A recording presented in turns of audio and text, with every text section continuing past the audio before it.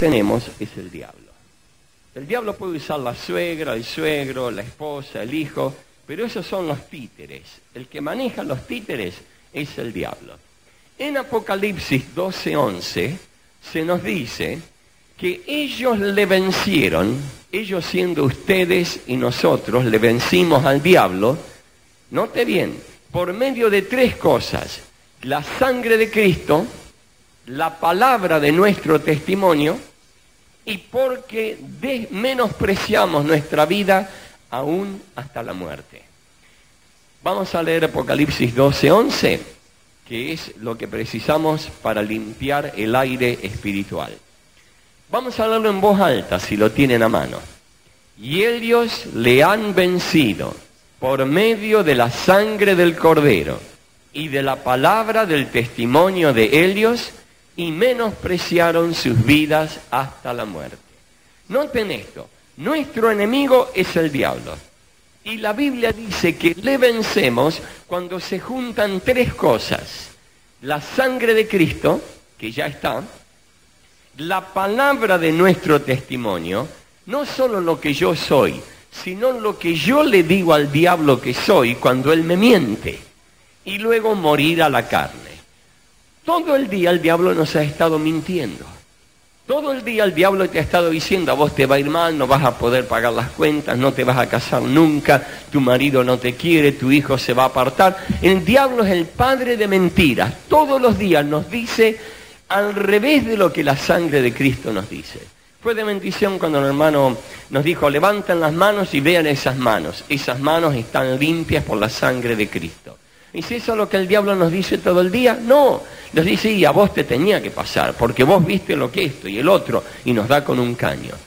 Pero la Biblia dice, hermano y hermana, que hoy, esta noche, aquí, usted va a derrotar al diablo, no con la sangre de Cristo únicamente, esa es la provisión, pero diciéndole al diablo la verdad de quién es usted en base a la sangre para deshacer la mentira. Y no hay mejor manera de hacer eso que en oración. Porque el diablo nos ha estado mintiendo. Dijo: está bien, deja los problemas ahí a la entrada, divertite 2 horas, cantá, bailá, reíte. Cuando salgas vas a tener los problemas esperando. Esa no es la palabra de Dios. Hemos venido aquí a buscar soluciones y victoria en Cristo, amén. No a buscar un consejo, pero buenas noticias. Entonces yo les voy a pedir que antes de entrar en el tema, hablemos la palabra de nuestro testimonio en la cara del diablo. Y esto es como lo hacemos. Yo le voy a pedir que guarde su Biblia ahora, se ponga de pie y se tome de la mano de los que están alrededor suyo. Y yo voy a dirigir en una oración y le vamos a decir al diablo quiénes somos en Cristo. Aún a través de los pasillos, tómense, que no quede nadie desenchufado aquí. Ahora, en nombre del Señor, háblenle con autoridad. Así que yo ahora voy a dirigir en oración y ustedes la repiten. ¿Amén? Vamos. Padre Dios, en el nombre de Jesús, nombre que es sobre todo nombre,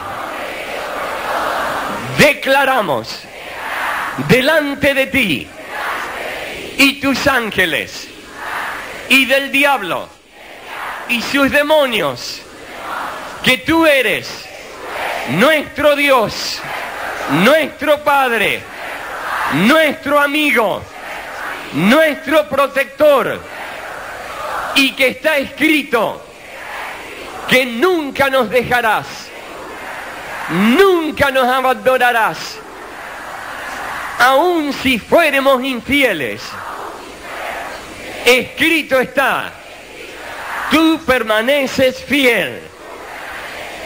Y hoy celebramos tu fidelidad y declaramos al diablo mentiroso que nuestro Dios es siempre fiel, que nuestro Dios es todopoderoso, que nuestro Dios todo lo puede, y tomamos autoridad sobre toda fuerza del mal, y en el nombre de Jesús rompemos toda toda artimaña del diablo. Lo resistimos y decimos, venga tu reino, hágase tu voluntad en mi vida, en esta reunión, en mi barrio, en mi ciudad. Venga tu reino. Padre Dios, bendice a la persona a mi derecha. Bendice a la que está a mi izquierda. Tócalas, bendícelas, sánalas, libéralas, prospéralas. Venga tu reino a sus vidas y declaramos, tuyo es el reino, tuyo es el poder y tuya es la gloria por siempre. Amén. Amén. Dele una mano al Señor. Aleluya. Aleluya. Aleluya. Aleluya. Aleluya. Aleluya.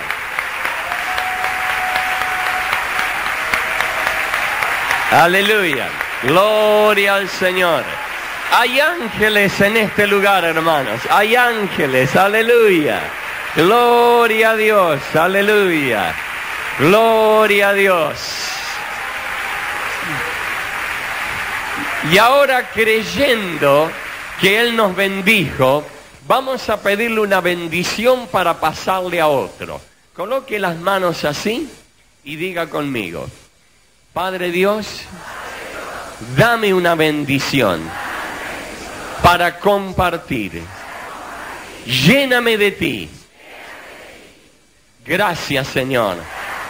Lo voy a dar a otro en tu nombre. Amén. Mantenga las manos así. Dios dice que Él nunca le da una piedra o una serpiente al que le pide el Espíritu. Así que Él nos la dio.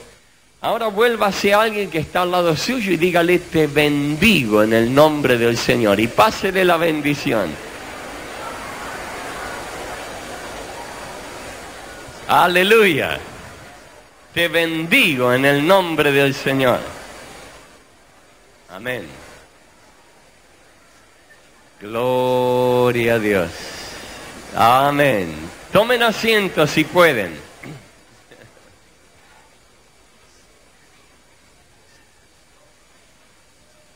Hoy vamos a hablar, en esta primera reunión, acerca de un arma secreta que el diablo tiene, que porque es tan secreta, no nos hemos preparado para defendernos contra ella.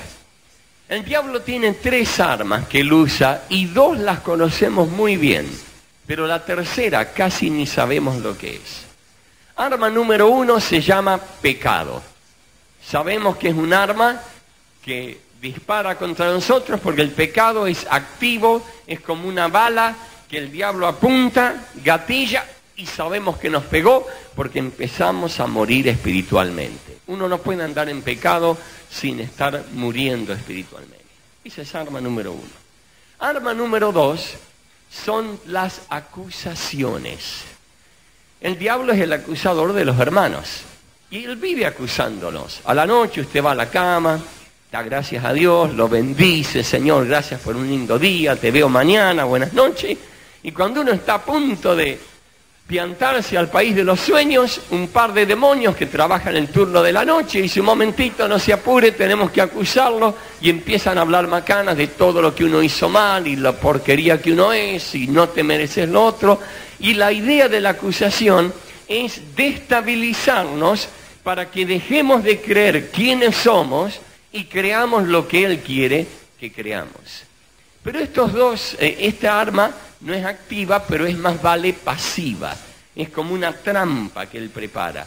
Y Él espera hasta que uno tenga uno de esos días que le gritó a la señora, o le pegó un chirlo a los chicos, o a lo mejor tuvo un problema en el trabajo y anda volando bajo, y entonces ahí le pone el alambrado de púa para que uno caiga, y después que cayó en la trampa de Él, nos hace sentir mal por caer en la trampa que Él preparó.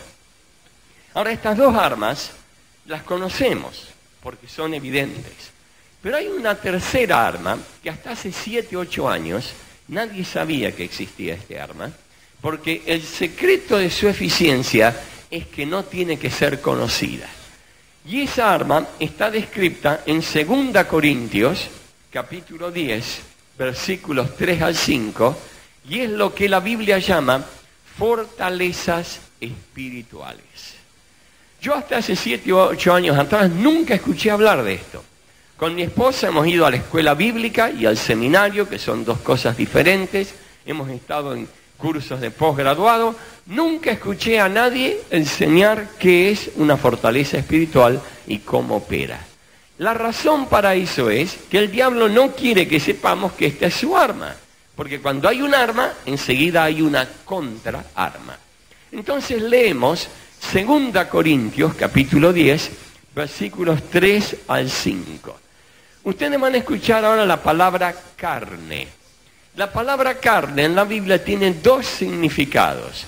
Puede significar la naturaleza pecadora que nosotros tenemos, o puede significar el mundo natural en el que vivimos. En este pasaje significa el mundo natural. Así que leemos la palabra. Versículo 3.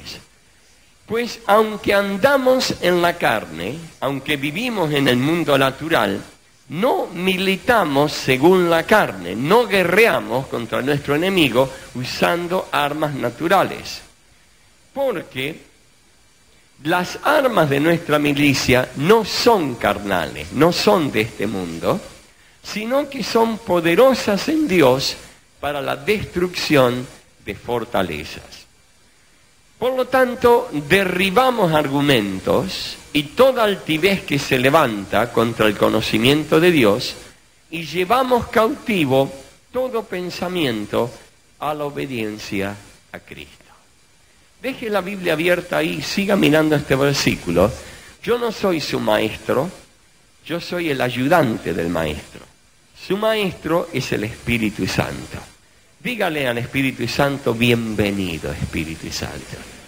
Bienvenido, ayúdame a pensar como ti, Espíritu Santo. Entonces ahora mire lo que el Espíritu dice. Aunque vivimos en el mundo natural, la guerra no se pelea en el mundo natural, sino en el supernatural. Y la razón para eso es que las armas que Dios te ha dado no andan en este mundo, funcionan en el otro mundo y están diseñadas para destruir fortalezas. Arma secreta. Ahora, ¿qué es una fortaleza? Bueno, noten que aquí la Biblia no usa definiciones, pero describe lo que es una fortaleza. Dice, hay que derribar. ¿Qué es lo que hay que derribar? Hay que derribar argumentos y toda altivez que se levanta contra el conocimiento de Dios, y hay que llevar cautivo todo pensamiento. O sea que dice que hay que derribar argumentos, hay que tumbar paredes altivas que bloquean el conocimiento de Dios, y hay que llevar todo pensamiento cautivo. Si a usted le gusta subrayar Biblias, subraye 3 palabras ahí: argumentos, conocimiento y pensamientos. Esa es la clave para descubrir dónde están las fortalezas espirituales. Argumentos, conocimiento y pensamiento. Si yo digo café con leche con medias lunas, ¿qué dice usted? Desayuno, a menos que tome mate o té como tomo yo.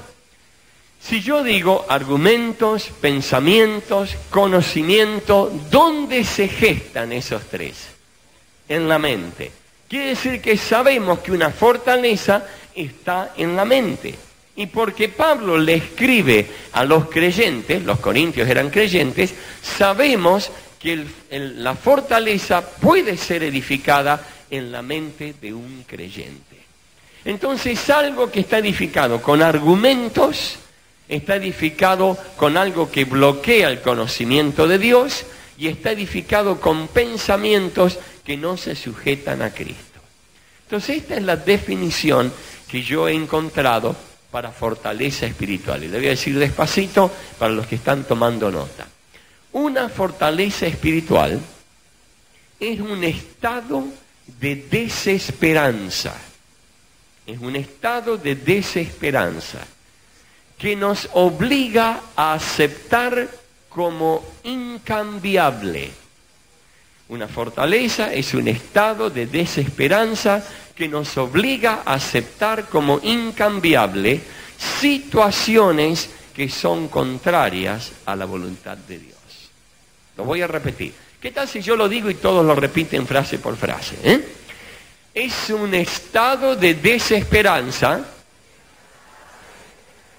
que nos obliga a aceptar como incambiables situaciones que son contrarias a la voluntad de Dios.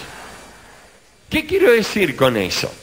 Bueno, la Biblia, nosotros sabemos cuál es la voluntad de Dios cuando alguien nos hiere, cuando alguien nos lastima. ¿Cuál es la voluntad de Dios?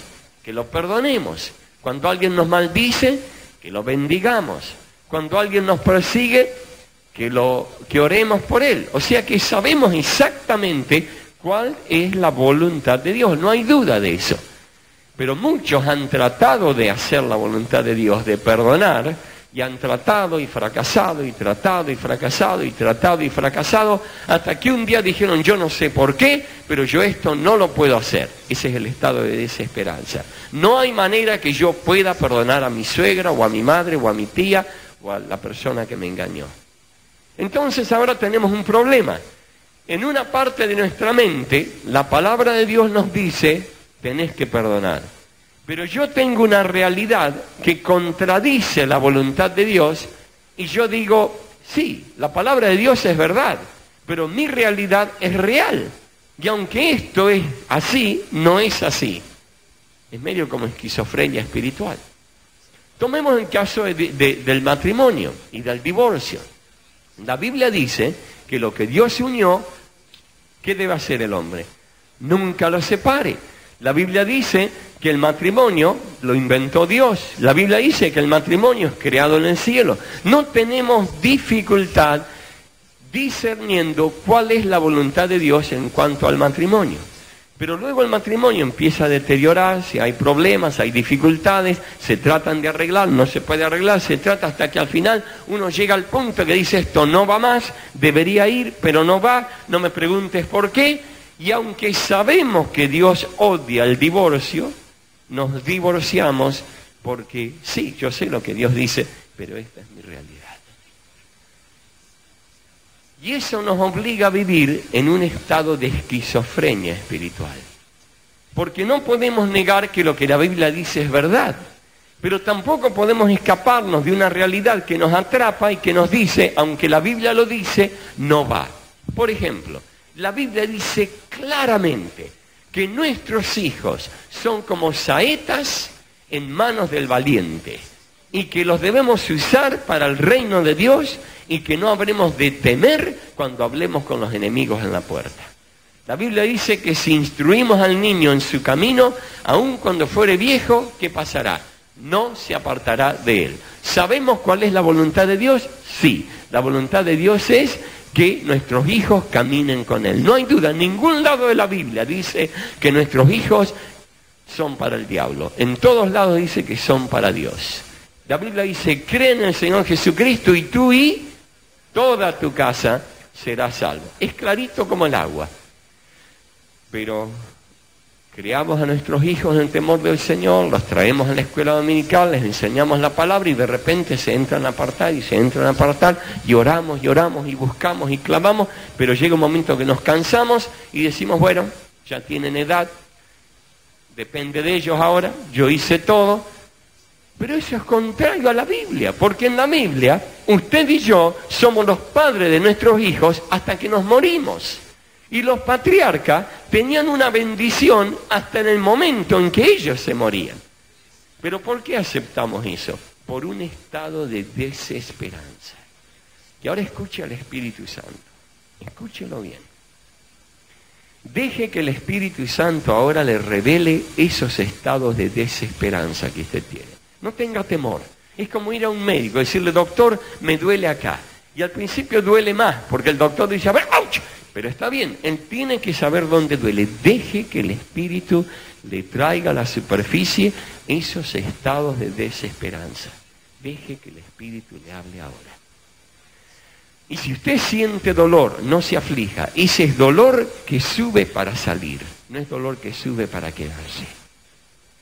Ahora, el diablo trata lo más temprano en nuestro andar cristiano de crear una fortaleza, de llevarnos a un punto de fracaso, para que con ese punto de fracaso controlar el resto de nuestra vida. El diablo es astuto, dice la palabra, más que nadie.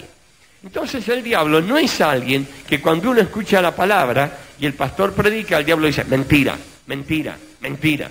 Porque si oyéramos una vocecita que me dice mentira cada vez que leo la palabra, yo voy a llamar al equipo de liberación para que echen esos demonios, porque evidentemente hay un diablo dando vueltas. Él no hace eso. Él busca una situación en nuestra vida, una sola, donde nosotros fracasamos.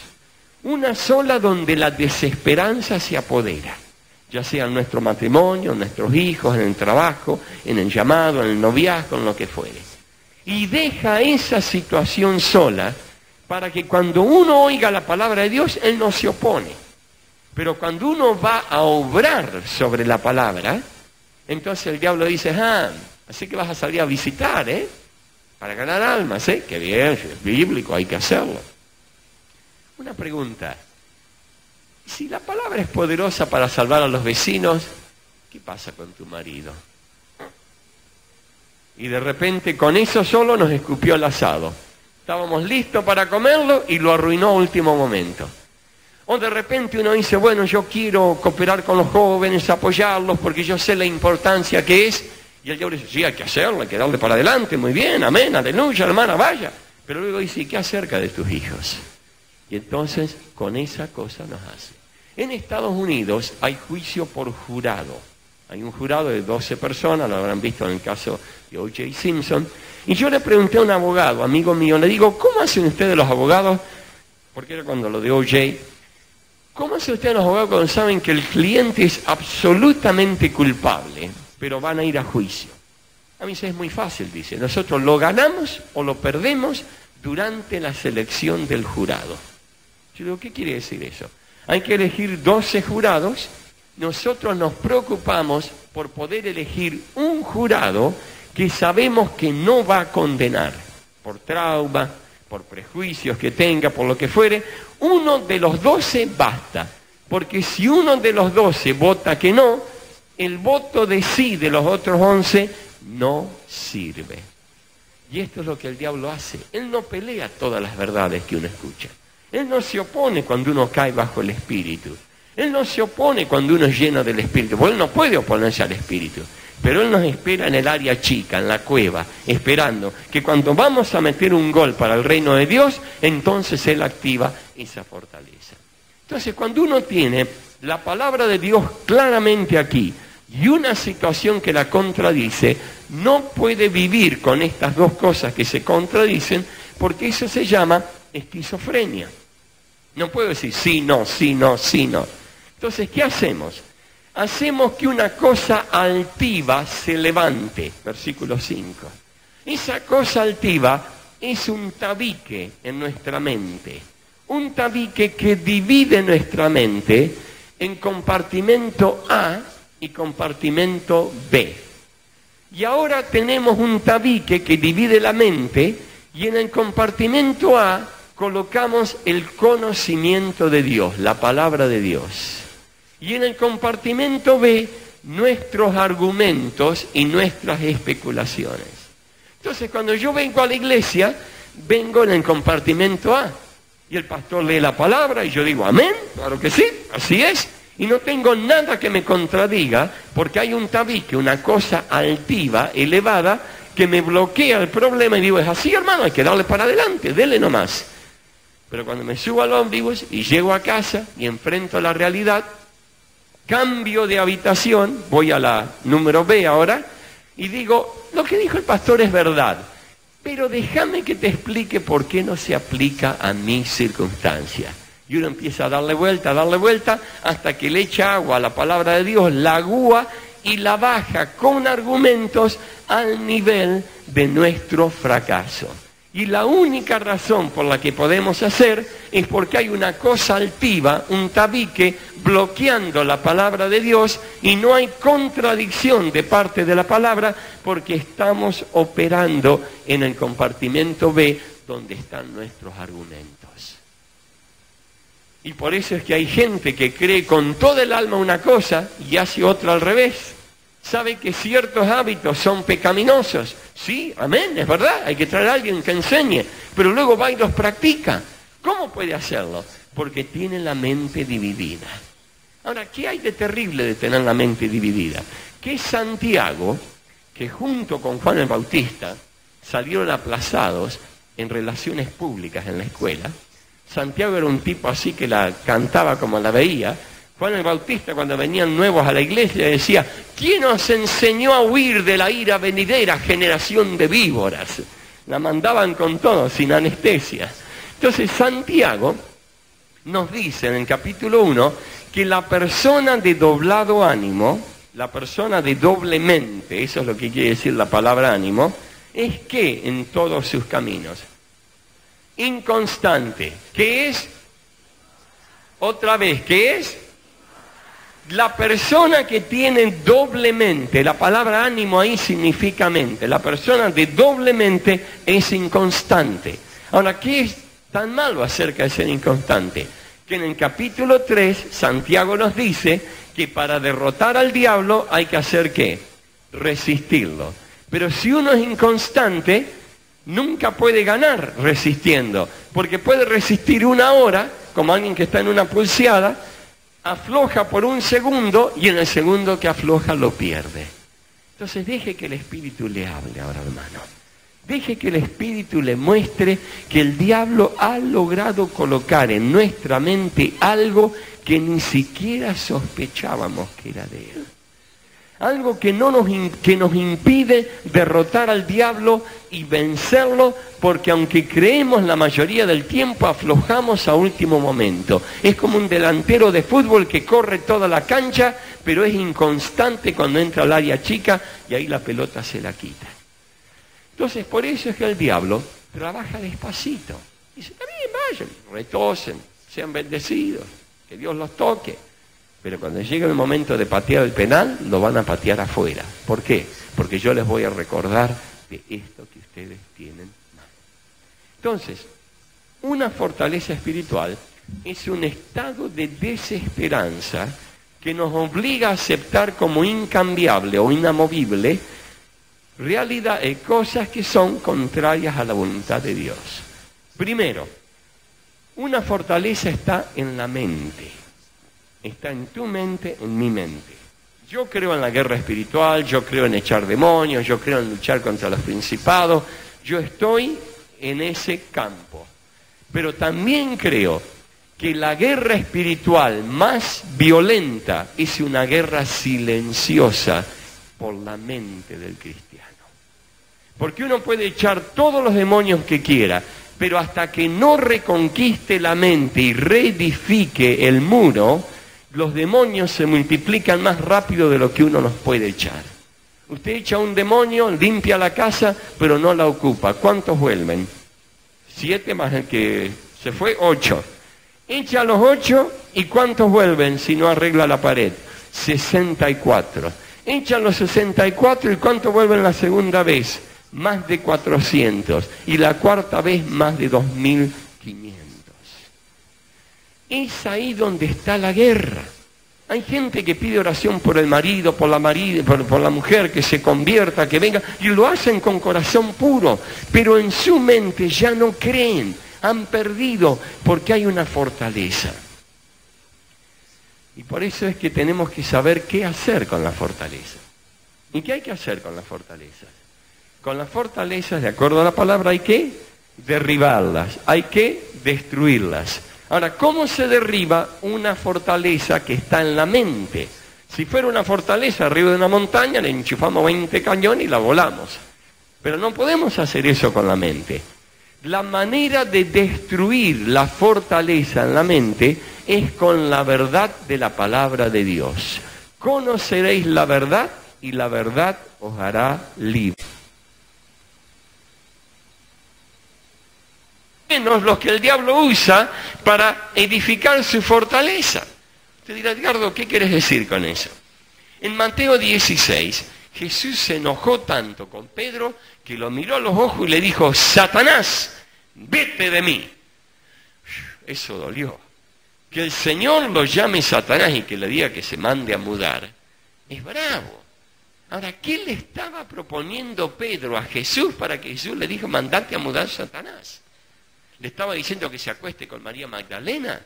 ¿Que robe plata? No, le estaba dando un consejo bueno, pero que era malo porque se oponía a la sabiduría de Dios. Él le dice, apártate de mí, Satanás, porque tú no disciernes la sabiduría de Dios porque piensas como hombre. Y note cómo en Jesús se equipara los pensamientos de los hombres con los pensamientos de Satanás contra los pensamientos de Dios. Muchos matrimonios no se arreglan porque el que lo quiere arreglar tiene muy buenas ideas. Y porque tiene muy buenas ideas no espera en Dios por la idea que es perfecta. Muchas veces hay problemas que se agravan porque el diablo nos tienta a hacer algo bueno y que porque creemos que es bueno es lo mejor, y el peor enemigo de lo mejor no es lo peor, sino lo bueno, porque se parece a eso. Había una esposa creyente, con un marido creyente, el marido andaba mal, en su negocio le iba mal, y Dios lo estaba disciplinando, pero ella no sabía eso, y como le iba mal al marido y se le estaba por fundir el negocio, ella habló con su padre para conseguir dinero para que el negocio no se fundiera, no dándose cuenta que el negocio se iba a fundir porque Dios lo estaba disciplinando al marido. Era un buen pensamiento, pero no era el mejor pensamiento. Ella le salvó el negocio al marido y cuando se lo salvó, el marido se divorció y se casó con la secretaria con la que estaba teniendo un affair. Ella hizo algo bueno, pero lo bueno es el peor enemigo de lo mejor. Por eso Jesús se enoja en Apocalipsis 3:20 y le dice, porque no eres ni frío ni caliente, pero eres tibio, te vomitaré de mi boca. Si fueras frío, sabrías que me necesitas. Si fueras caliente, sabrías que yo estoy contigo. Pero porque eres tibio, no te das cuenta que estás reunido y yo estoy afuera. Y yo tengo que llamar a la puerta de la iglesia y decir, puedo venir, porque esa iglesia se ha reunido y no se da cuenta que yo no estoy ahí, porque tienen muchos chiches con los cuales jugar. Si ustedes leen Génesis 12 al 15, son 3 capítulos, lo van a leer esta noche, ustedes van a ver que Dios castiga a Sodoma y Gomorra. 4 reyes vienen y la liquidan. Y se llevan a todo el mundo cautivo, toda la comida, todos los bienes, ¿y a quién más se llevan? A Lot. ¿Qué hacía Lot ahí? Bueno, en el capítulo 12 Dios le dice a Abraham, vas a salir de esta ciudad y no lleves a nadie de la casa de tu padre ni a ningún pariente. Esto es una repetición. ¿Por qué Dios lo repite? Porque quería que este cabeza de zapallo de Abraham entendiera que no tenía que llevarlo a Lot. Pero ¿cuál es el problema? Que Abraham dijo, ¿y qué puede haber de malo? Yo no tengo hijos, él no tiene padre, qué mejor que esto, que yo lo adopte. Lo lleva y resulta que hay 3 capítulos de lío tras lío porque Abraham hizo algo bueno, pero lo bueno no fue lo mejor. Entonces Dios destruye Sodoma y Gomorra, alguien le alcahuetea a Abraham de que se lo llevaron a Lot, él decide hacer algo bueno, ir a liberarlo, sin pensar que Dios ya lo había castigado a Lot, porque después fue peor lo que hizo Lot, va, lo rescata, y cuando el rey de Sodoma le dice, bueno, mira, quédate con todo, Abraham dijo, no, yo no quiero que se diga que tú me has enriquecido, toma el dinero, toma todo, y él reconstruye la ciudad que Dios había destruido, no con maldad, sino con bondad. Por eso Apocalipsis 12:11 dice que le derrotaron por medio de la sangre de Cristo, por medio de la palabra del testimonio, ¿y cuál es la tercera cosa? menospreciaron sus vidas hasta la muerte. Se dieron cuenta que no había en ellos nada bueno excepto lo que Dios quisiera poner. De ahí la necesidad que usted diga, yo sé que en mí, esto es en mi carne, como Pablo dice en Romanos 7:22, no mora el bien, no se confíe. La tercera característica de una fortaleza que la hace muy peligrosa es que las fortalezas se edifican sobre puntos fuertes que tenemos. Fortaleza es un término militar. No se edifica una fortaleza en el fondo de un bañado. No se edifica una fortaleza en un lodazal. Se busca algo que ya es fuerte, una montaña, y se le pone algo más fuerte arriba y se la convierte en fortaleza. Por eso es que el diablo trabaja en tus fortalezas, en tus puntos fuertes. ¿Por qué? Porque en el área donde vos sos fuerte, no sos vigilante. Donde uno es flojo, todo el día tiene las luces prendidas. Dice, ay no, que por favor, ya me han acusado de esto, no quiero que me acusen de nuevo, me equivoqué en esto. Entonces uno la ve venir a 3 kilómetros y ya la detecta. Pero donde uno es fuerte, dice, no, esto a mí no me puede pasar nunca, escúchame, yo soy fuerte en esto. Y eso le permite al diablo, en la sombra de nuestra fortaleza, edificar de nuestros puntos fuertes, edificar una fortaleza espiritual. Y vez tras vez con mi esposa hemos aconsejado gente que fracasó moralmente y que nos dicen, yo nunca creí que yo podría hacer esto. ¿Por qué? Porque siempre he sido tan fuerte.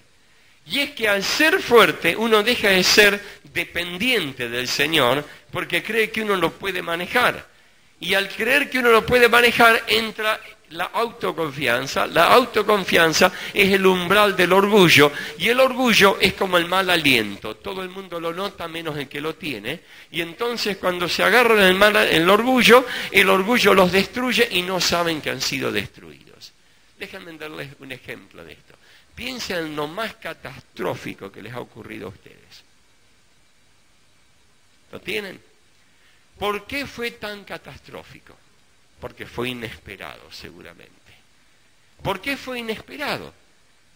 Porque pasó en un área que no esperaba que pasara. ¿Y por qué pasó en esa área? Y porque yo ahí soy fuerte. El diablo siempre ataca de ese lado. Pedro era leal y era valiente. Y se confió y le dijo, yo nunca te negaré. Y Jesús le dijo, Pedro, el diablo ya está en ese lugar. Y Pedro, que era leal, fue desleal. Y Pedro, que era valiente, fue cobarde. ¿Por qué? Porque confió en su propia carne. Y la Biblia dice, maldito el que confía en el hombre. La cuarta característica de una fortaleza es que el diablo, después que la edifica, la activa, la pone en funcionamiento por medio de trauma. Vez tras vez hemos hablado con gente que nos ha dicho, yo nunca voy a perdonar, o yo nunca voy a dar más dinero a la obra. Y cuando uno habla con ellos, descubre que el que dice que nunca va a perdonar, tiene el don de misericordia.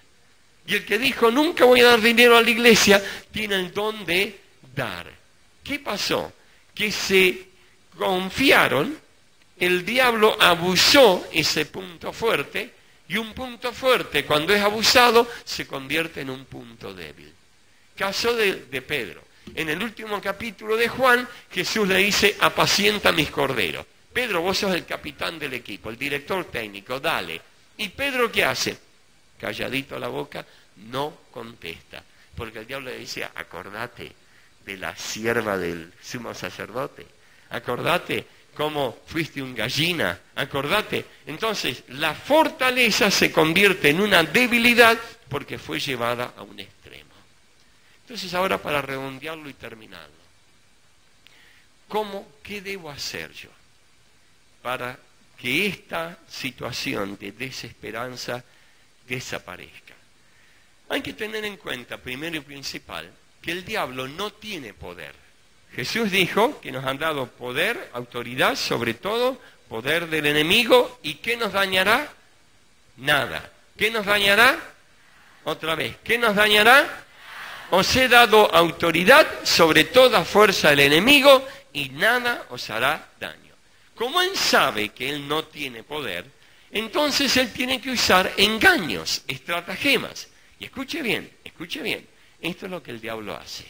Él tiene un solo golpe y en ese golpe pone todo lo que tiene para que uno crea que tiene muchos como eso. Es como un terrorista que tiene una ametralladora con una bala de fogueo. Sube al avión, tira la bala de fogueo, muestra la ametralladora y dice, ríndanse o los lleno de agujeros. Y es una mentira, pero como ya hizo algo de ruido, uno dice, sí, rindámonos, pero si uno lo atacara, en ese momento lo vence. Por eso es que cuando usted decidió perdonar y volvió a casa, su marido estaba hecho un tigre y la trató mal. Por eso es que cuando usted decidió pagar el diezmo, al otro día le llegó una cuenta que no esperaba.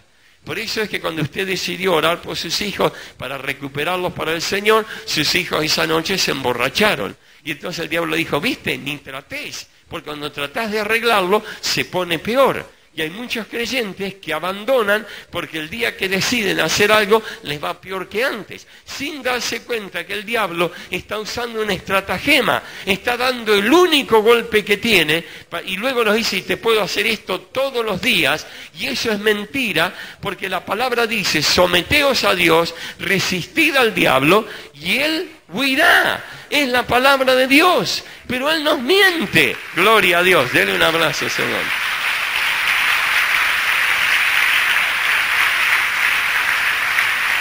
Entonces este principio, deje que ahora el Espíritu le hable a usted. Deje que el Espíritu le diga que la vez que no anduvo es porque usted creyó la mentira del diablo. Por eso es que la Biblia dice que la vida espiritual no es un picnic, es guerra, es lucha, pero es lucha con victoria. Y hay diferencia entre luchar y perder y luchar y triunfar. Para eso está el milenio, para descansar, para eso está el cielo. Pero aquí en la tierra es lucha, pero lucha con victoria. Y ahora el último punto que hay que entender. Un amigo mío tenía una fortaleza espiritual. Él es pastor y tenía un problema y un día se metía en la pieza A y ahí estaba la palabra de Dios y oraba y ayunaba 15, 20 días y en el nombre del Señor, ¡bum!, estaba seguro que lo hacía piñata al diablo. Pero luego no pasaba nada y se desinflaba y se iba a la pieza número 2 y empezaba a leer sociólogos cristianos, ¿no? Que son todos los freudianos que nos cuentan un montón de pavadas. Bueno, hay que ver esto, hay que ver aquello, el texto, el griego. Entonces, sí. Pero luego decidía orar y así iba, como un sub y baja. Una semana le daba con todo, la otra semana no podía. Hasta que un día está con su esposa orando en un pueblito muy lindo allá cerca de casa, en California, el pueblo se llama Carmel. Y está caminando en la playa y de repente una nube de moscas lo rodea. Eso es extraño en California porque no tenemos moscas. Es raro que uno vea una o dos moscas porque por la industria de la fruta han sido eliminadas las moscas. Entonces, siendo un hombre sensible, dijo, Señor, ¿me quieres decir algo? Y el Señor dijo, sí, quiero que te metas en la biblioteca pública y leas libros sobre moscas.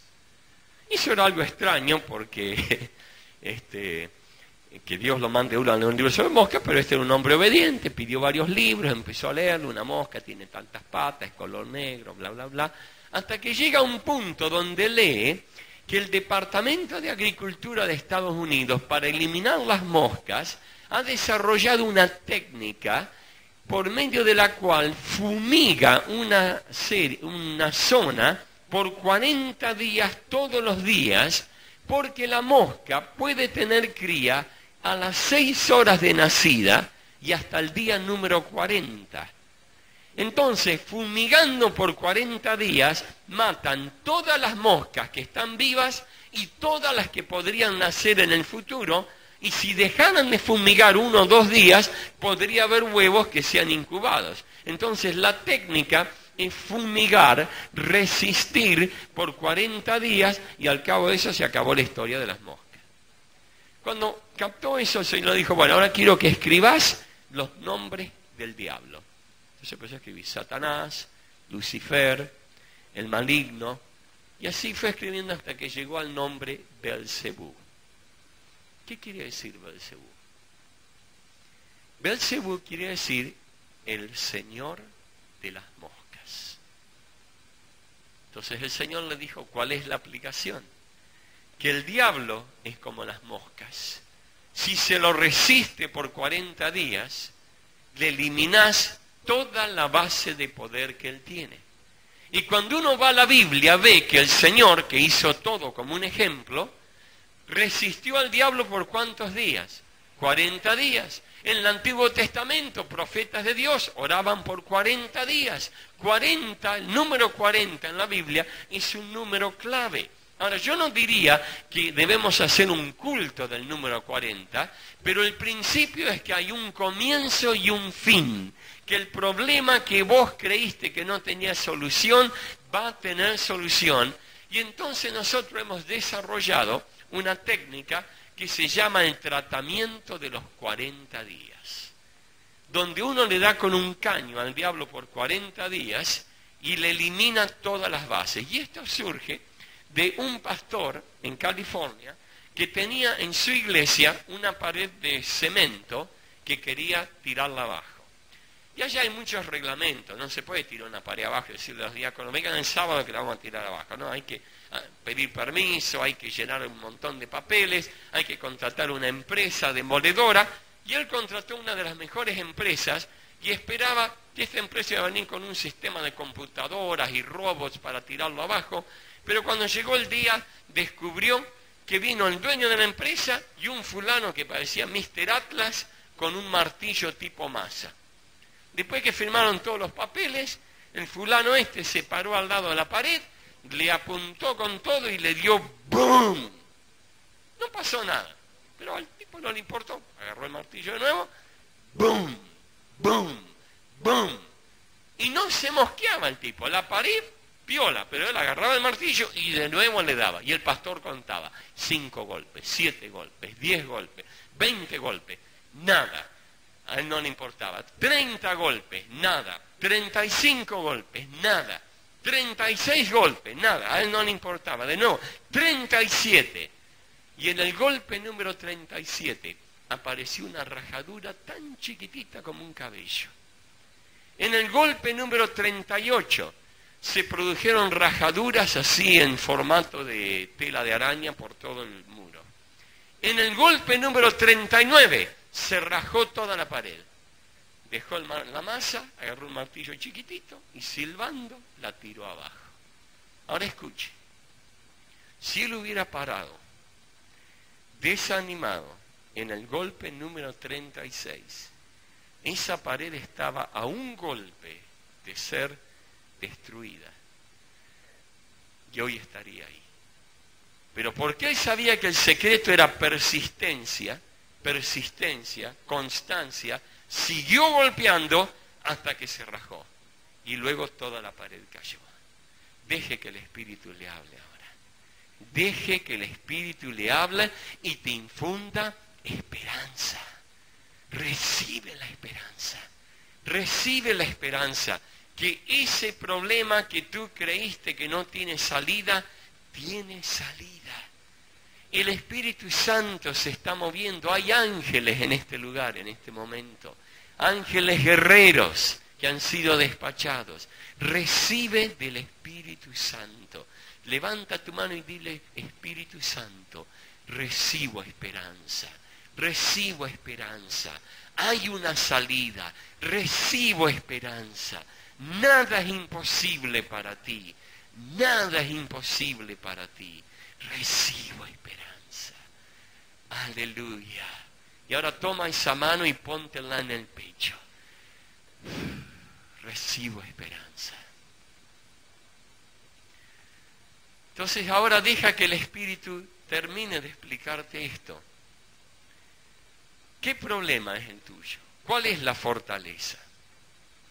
Hay que buscar 40 promesas bíblicas o usar la misma promesa 40 días y todos los días decirle al diablo, escrito está, escrito está, escrito está. No hay oración que el diablo tema más que la oración que empieza como Jesús dijo, escrito está, escrito está, escrito está. Digamos que tu fortaleza tiene que ver con falta de intimidad en tu matrimonio. Y que el diablo te dice que nunca vas a ser feliz en tu matrimonio. Vete a la Biblia y búscate 40 mazazos, 40 promesas bíblicas. Y comienza el tratamiento de los 40 días.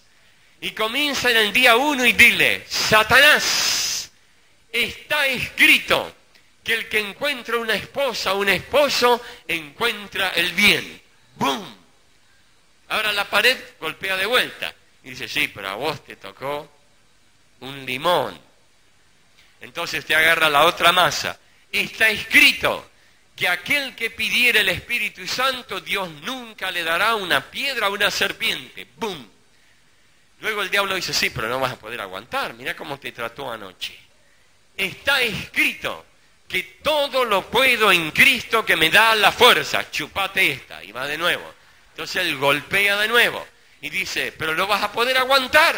Está escrito que Dios no nos dará tentación más allá de lo que podemos resistir. Pero junto con la tentación nos dará, ¿qué? La salida. Y le golpeas un día, 2 días, 3 días, 4 días, hasta que la Biblia dice que si lo resistís, el diablo hará ¿qué? Huirá. ¿Qué hará el diablo? Huirá. Debemos resistirlo, pero resistirlo con la palabra de nuestro testimonio. Estábamos en Inglaterra hace un año y yo prediqué este mensaje.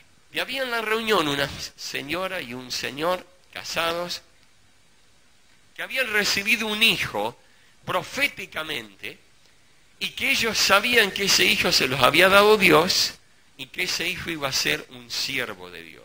Y lo criaron en el temor del Señor. Pero luego, como pasa muchas veces, llegó a la adolescencia, el hijo empezó a patinar, se tomó un par de días francos en el mundo, luego se tomó un fin de semana largo, luego las vacaciones y después un día se negó el Evangelio y se fue al mundo, se convirtió en alguien que volvió atrás. Ellos oraron, intercedieron, pidieron oración, pidieron unción, fueron a consejería, probaron todo, pero como nada andaba, entró la desesperanza. Entonces argumentaron que como el hijo ya tenía edad para manejar un auto, eso le daba al hijo poder de decisión, el hijo no está más bajo nuestra jurisdicción, dijeron, ahora depende de lo que él haga, lo cual es una macana y un bolazo, porque tus hijos y mis hijos son nuestros hijos hasta el día que me muera. Yo a mis hijas no le puedo decir lo que hagan una vez que se casaron, pero al diablo le puedo decir a dónde se tienen que ir cuando quiere jorobar a mis hijas o a sus esposos. Porque yo tengo autoridad espiritual sobre aquellos que Dios me dio, que son como saetas en manos del valiente. Entonces ese hombre y esa mujer hicieron lo que yo les voy a pedir que hagan esta noche. Ellos se dieron cuenta que habían dividido su mente y eran de doblado ánimo. Por un lado creían lo que la Biblia dice, pero por otro lado habían capitulado en el área de la guerra espiritual por el Hijo. Entonces lo primero que hicieron fue romper ese tabique. Y dijeron, de hoy en más, vamos a llamar a lo que no es como si es. Vamos a llamar luz de las tinieblas. Vamos a creer lo que dice la Biblia, aunque la realidad nos muerda en la cara. Luego buscaron 40 promesas.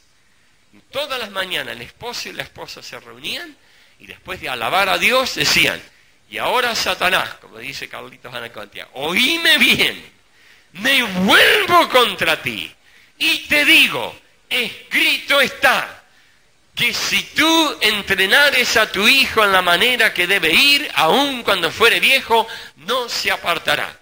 Y día tras día, día tras día, le leían diferentes versículos. En el día 38, domingo a la mañana, habían terminado de hacer la guerra, y el chico bajó, dice, papá, mamá, ¿van a la iglesia ustedes hoy, no? Sí. ¿Puedo ir con ustedes? La primera rajadura. A la semana se reconsagró. A las 2 semanas recibió el llamado al ministerio. Hoy está preparándose para ser un ministro del Señor. Y ese muchacho que el diablo usaba para torturar a los padres, hoy Dios lo usa para patearlo al diablo, porque los padres hicieron guerra espiritual y resistieron al diablo. Escrito está, escrito está, escrito está, escrito está. Gloria al Señor, aleluya. Gloria al Señor, aleluya. Así que ahora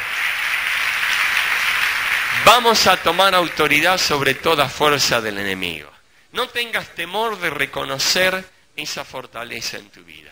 Como alguien que va al médico y le tiene que contar algo medio bochornoso, o tiene que mostrar una parte del cuerpo que generalmente uno no quiere que nadie la vea, deja que Dios te mire, deja que Dios te examine, deja que Dios traiga esa cosa que hasta ahora creías que no va a cambiar. Y tómate de la palabra de Dios. Toma todos tus pensamientos y dile: Señor, menosprecio mi vida hasta la muerte. Y ya no vivo yo, mas Cristo vive en mí. Y lo que ahora vivo, lo vivo en el poder del Hijo de Dios que se entregó y murió por mí. Entrégate totalmente a Cristo, inclusive el problema. Entrégaselo ahora. Y ahora en un momento vamos a romper ese tabique. Vamos a decir: yo declaro que la palabra de Dios es verdad. Y llamo a lo que no es como si es. Y entonces lo vamos a llamar. Y cuando llegues a tu casa esta noche, busca todas las promesas que puedas encontrar acerca de este problema. Toda la verdad de Dios que contradice la mentira del diablo. Y comienza el tratamiento de 40 días. Los primeros 5 días van a ser los más difíciles. El diablo te va a tirar con todo, pero síguelo. Como en el día 32 va a ser el día peor, pero sigue ahí. Y en el día 38, 39, 40 se va a romper, porque escrito está. Y termino con esta autoridad para que sepas, para recordarte la diferencia entre autoridad y poder. Jesús no nos dio poder sobre toda fuerza del enemigo. Él nos dio autoridad sobre todo poder del enemigo. La autoridad vence al poder. Cuando yo voy en mi automóvil a 100 kilómetros por hora y un policía me ordena que pare, yo tengo más poder que él detrás del auto, lo piso y queda hecho una albóndiga. Pero ¿por qué freno? Porque él tiene algo que yo no tengo, que es autoridad. Y la autoridad manda el poder. Durante la Segunda Guerra Mundial, hubo un general norteamericano, el general Wainwright, que fue el único general que fue capturado por los japoneses. El general MacArthur lo dejó en Manila, y el corregidor, que es la isla enfrente de Manila, le dijo: no te rindas hasta que yo vuelva de Australia con refuerzos. Pero los japoneses lo doblegaron, él se rindió y se quebrantó en espíritu, porque en vez de dejarse matar, se había rendido. Y lo llevaron a un campo de concentración en Mongolia y ahí lo tuvieron cautivo.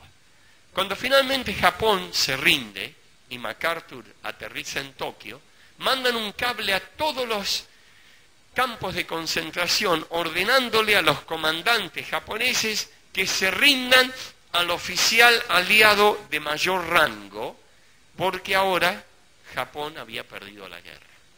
El comandante japonés de este campo de concentración decidió esconder la verdad de Wainwright. Y en vez de decirle que Japón había perdido, no le dijo nada, y Wainwright, creyendo que Japón todavía estaba en la guerra, se comportaba servilmente, porque él creía que no tenía autoridad. Hasta que un día, un avión de los Estados Unidos aterrizó cerca del campamento. Y un oficial de los Estados Unidos bajó, vino caminando hasta el alambrado, se paró en atención, se cuadró y le dijo: general Wainwright, Japón se ha rendido. Y el general Wainwright, que pesaba menos de 60 kilos, que su cuerpo estaba consumido por todo tipo de bacilos, que se apoyaba en un palo, Fue caminando despacito hasta la oficina del comandante, gordo, obeso, con pistola, con ametralladora, con casco de acero, con todos los símbolos del poder. Y sin ni siquiera alzar la voz, le dijo: mi comandante en jefe ha derrotado a tu comandante en jefe y yo mando aquí ahora. Y sin disparar una sola bala, él se hizo cargo del campo de concentración por la autoridad